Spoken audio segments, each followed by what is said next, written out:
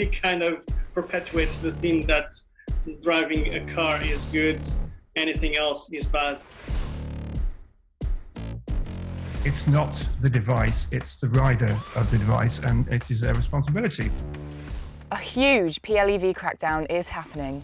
The forums have been a hive of activity. 20 vehicles seized in Brixton, 12 e-scooters caught in Elephant and Castle, 48 delivery riders stopped in Tooting, all in 1 week.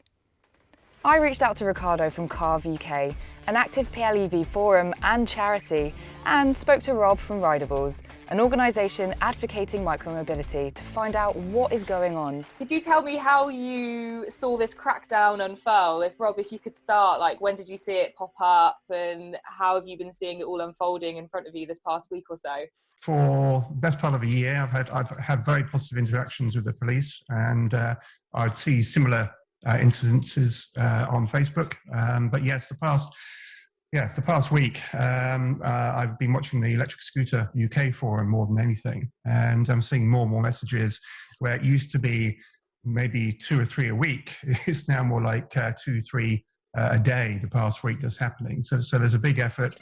It all started on May 17th. Word from an active member of the Carve community had been told by a police officer that a huge coordinated crackdown on PLEVs was happening come 1st of June. But as we've seen, it's already started and is a clear response to the London scooter trials launching in June 7th. It's not always being done for insurance. There could be other reasons as well. So whereas they used to be get done for riding irresponsibly, that still comes into play. But even the responsible riders who are wearing the correct gear seem to be getting caught as well now. And let me tell you this, first and foremost, I've only had positive interactions with the police. Every time they've seen me with an electric skateboard. We've seen a lot of interaction recently in the last week with the police crackdown in Carve. It kind of perpetuates the theme that driving a car is good, anything else is bad. We're not criminals, we're not crooks, we're just trying to get on with our daily lives, getting to work faster, more reliable. We don't have to, go into public transport, which is just coming out of the pandemic. PLEVs still remain illegal to ride on public roads, and it puts people like Ricardo and Rob and many other sensible riders in a very difficult position. It's not the device, it's the rider of the device, and it is their responsibility. If you're renting a 15.5 mile an hour top speed electric scooter, why is that illegal? So why is that legal? But riding your own personally owned 15.5 miles an hour scooter is illegal. The fine system is such that if the police catch you and they want to enforce the laws at that point in time, then you're going to face a big fine and points for riding on the road.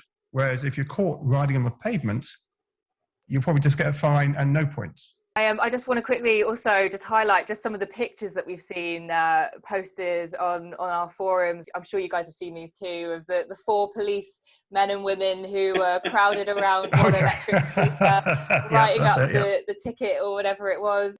4 police officers, what's going on? We had a caption competition, and people coming up with, it's an art class. Maybe there's a reason, I don't know, I wasn't there, so I cannot say it with all the propriety of the evidence. There was 4 policemen for 1 electric scooter. Really that dangerous? I mean, come on. I was reading, I think it was in 2020, crime rates had gone up 4 times in London alone, which is, awful. I mean, clearly there's been more robberies taking place, there's been more homicides, way more knife crime, which I think is a little bit more concerning than an electric scooter being ridden on the road, right? You don't say. So all we need to do is get Grant Shapps just to pick up the phone to the UK Chief Commissioner to say, just do the ones that are riding badly for now. Just leave the rest alone.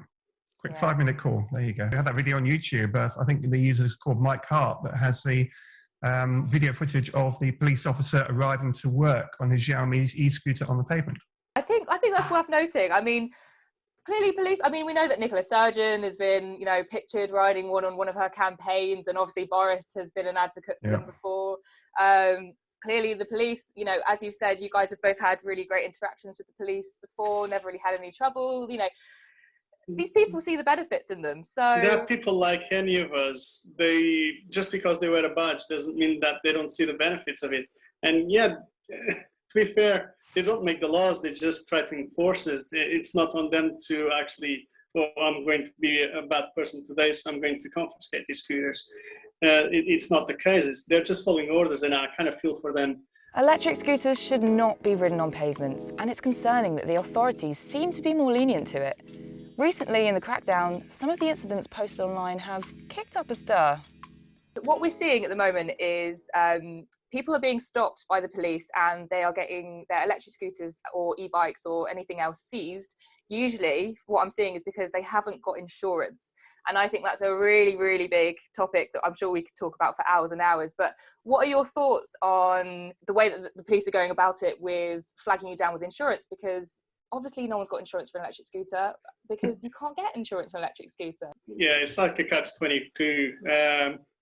We want to use our rideables, and I'd be all right with paying insurance, but we can't get them insured because if we go to an insurer, they tell, oh, this is not a vehicle that I can insure. Well, I really hope that legislation takes hold and either creates a new category of vehicle or incorporates some elements of other categories so that we can all safely ride down the road and not be in fear of getting stopped by the police for something that isn't inherently dangerous today. Yeah, we had Boris shouting, let's legalize these things and stop the nannying prohibition back in October 2015. From what I could gather, the government weren't going to do anything about that until 2022 anyway. And it took a pandemic for the government to quickly, move some goalposts to get legislation of rental trial scooters in really quickly. And they did a really good job at getting that done in a very short period of time. My view is the idea of a temporary amnesty of the government saying, right, until we've got our legislation in order and until the trials are finished, we see no reasons to anything wrong in collecting data from the privately owned riders, which can supplement the data already collecting from the trials, which we can then assess while we're doing this legislative approach. Now, New York did something similar during the pandemic. Micromobility devices were illegal.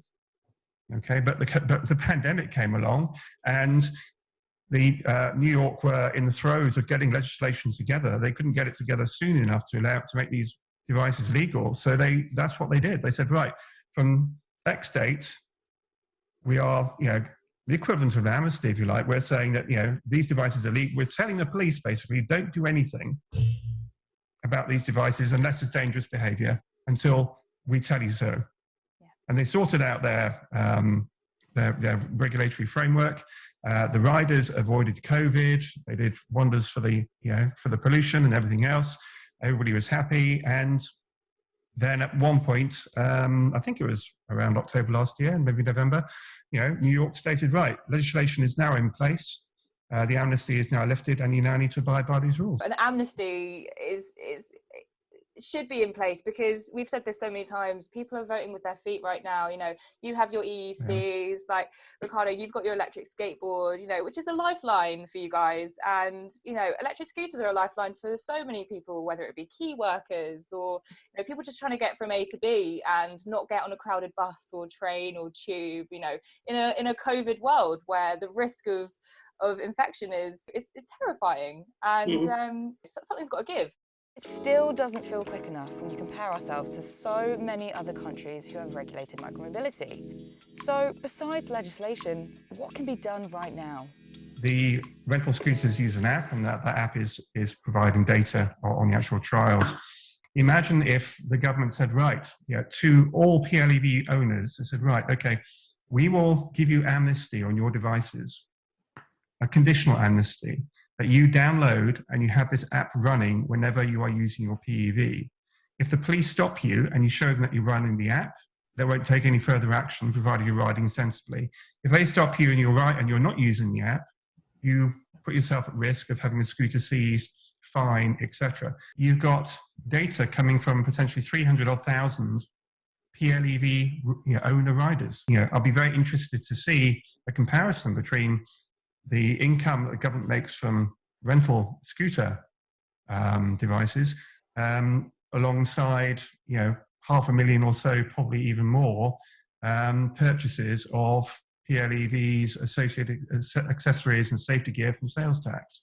Yeah, this is the thing. It's clearly it's been, like you say, there's been progress for sure, but it's been incredibly slow. And I don't know, I'm slightly tearing my hair out at the fact that the London trials have only just begun, and the trial areas themselves are so selective that it just doesn't reflect the everyday user. It's hard to have a clear picture of the person that uses a PV if they cannot commute from A to B, from their house to their place of work on the trial. So in that sense, the trial is a bit useless or less useful, because they cannot collect a clear picture of what would the PV would be used for. We've got some figures, and this was discussed in the House of Lords. The Bandesveld of Norbiton, she said it in the House. There's been 2 million journeys on e-scooters, and that's about 5 million kilometers, 3 million miles, 3.5 million miles. And in that time, there's been 0 fatalities, 0 people hospitalized, and there's only been 11 injuries, which you could call serious, but it's like a sprained ankle or whatever. Those were injuries that didn't require hospitalization. So it's you got to put it in perspective. How many accidents in London are that involve bicycles every day? So I don't think that the e-scooters, certainly not the e-scooters, on the face of evidence, they're not a danger to society. They're not a menace to the common man. I mean, all I was going to say, I mean, from my perspective, after seeing those figures, the trials to date have been a huge success in my view. And the other great thing is those figures are coming from inexperienced riders who aren't necessarily wearing safety gear, who don't know their devices, and also aren't experienced in a lot of cases on riding on the roads. So I think that's fantastic. Now, from my perspective, I think that those figures are justification enough for the government to start going down the process of legalising personally owned devices. Just back to your point, Rob, saying about talking to the other countries who've done it before. It's not like we're the pioneers of bringing in plebs into society. It's happened in so many other countries. On the Halfords website, there's this really, really useful graph you can look at actually, of like a map of the world, and you click on any country and it tells you essentially what the current legislation is. And that's good. It's fantastic. It's really great, and it just really hammers home the fact that we are, the few who are still making these things illegal. Change will come. Change will come. I like that. The future is very bright for PLEVs, and there will be rental PLEVs, there'll be privately owned PLEVs. So the sooner we get the two together in an urban environment, the more data the government will get, and the sooner they can respond to any issues that arise, so on and so forth. But by segregating the two, I have a feeling they'll be focusing a lot more on the trial data, which is great. That's good. And then just doing a very restrictive legislation for the privately owned devices, which will get ignored anyway, unless the government get more involved and learn, get these devices on the streets sooner rather than later. It will take time. People are naturally averse to change and to the unknown. And it's up to us to carry the torch and make sure that our voice is heard, and make sure that we ride safely, and we encourage our members to ride safely and be the example that we need to show to the authorities. Well, there is a lot to unpack here. Have you noticed a change in policing? Make sure to get involved in the conversation and leave your thoughts in the comment section below. Thank you so much for watching. If you enjoyed this video, do give us a thumbs up, subscribe to the channel, and we'll see you soon.